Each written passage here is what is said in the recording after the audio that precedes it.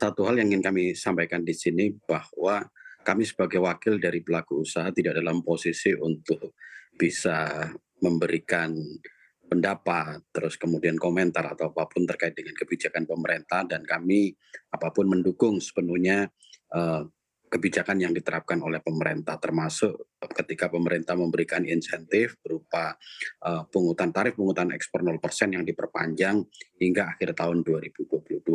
Tapi kalau kita belajar dengan dinamika di sektor kelapa sawit sepanjang tahun 2022, memang saat ini kami sebagai pelaku usaha di sektor kelapa sawit dalam proses untuk menuju fase yang normal. Jadi Mhm. setelah dinamika mungkin yang terjadi pada semester 1 tahun 2022 kemarin dan menurut saya tentu kita akan menyambut baik kebijakan pemerintah ini dan pastinya harapan kami adalah bahwa sawit semakin kukuh bisa menjadi tulang punggung perekonomian nasional dan penyumbang devisa ekspor terbesar Mhm mhm. nasional juga. Kalau saat ini memang posisinya mungkin masih kalah ya dari batu bara, tetapi biasanya sawit konsisten sebagai penyumbang devisa ekspor terbesar. Jadi harapan kami sawit tetap akan menjadi andalan dan memang kenapa pemerintah kemudian memberikan insentif sampai 0% untuk pungutan ekspor. Saya pikir memang situasinya kalau kita lihat pungutan ekspor ini kan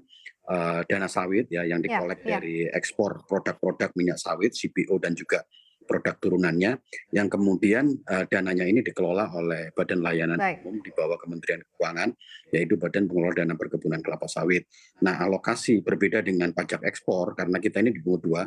Jadi kalau kita ekspor sawit itu kan kita bayar pajak ekspor, yang kedua bayar pungutan ekspor. Nah, pungutan ekspor inilah yang kemudian dinolkan sampai akhir tahun 2022.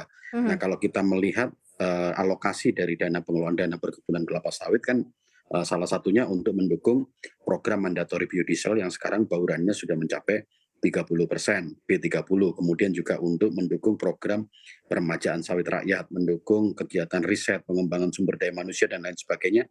Yang intinya adalah pengelolaan dana perkebunan kelapa sawit ini harus ditujukan untuk sebesar-besarnya mencapai peningkatan produktivitas Baik dan mencapai sektor kelapa sawit baik. Indonesia yang Iya, berkelanjutan. Pak Tovan, Nah, kalau tapi untuk oke. ya Pak Tovan, sebenarnya apa kalau kita bicara mengenai case ya, sebenarnya apa sih yang membuat para pengusaha kelapa sawit atau perusahaan kelapa sawit ya enggan menyerap sawit-sawit rakyat? Masih banyak sebenarnya tangki CPO yang penuh hingga menekan penyerapan sawit. Kan kita tahu bahwa kemarin masih ada banyak produksi yang disimpan dalam tangki timbun yang sebenarnya waktu tunggunya juga tidak terlalu lama, ya Pak Tovan.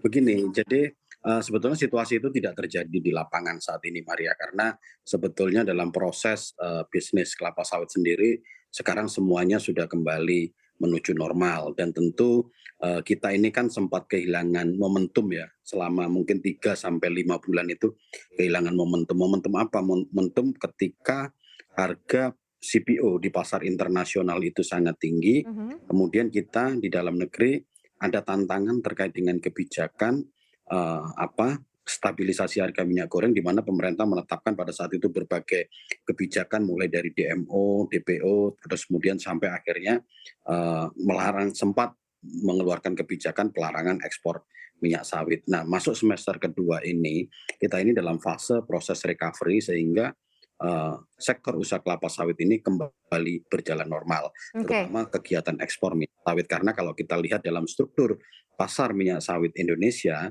dari sekitar 52 juta ton produksi minyak sawit tahun 2021, 70% minyak sawit Indonesia ini terserap di pasar ekspor. Hmm. Jadi 30%-nya di dalam negeri. Nah, Baik. kemarin ketika harga minyak sawit lagi tinggi, permintaan juga sangat tinggi, gerakan kegiatan ekspor minyak sawit ini sempat agak agak berjalan lambat gitu karena berbagai kebijakan dalam rangka stabilisasi minyak goreng. Nah, sekarang situasinya Oke. sudah kembali menuju normal dan pemerintah saya melihat bahwa ada dua aspek. Yang pertama memang kalau kita lihat dari harga biodiesel dan biodieselnya kan memang sekarang harga dieselnya lebih mahal. Jadi untuk melaksanakan program mandatori Ya ya. biodiesel kan tidak perlu Oke.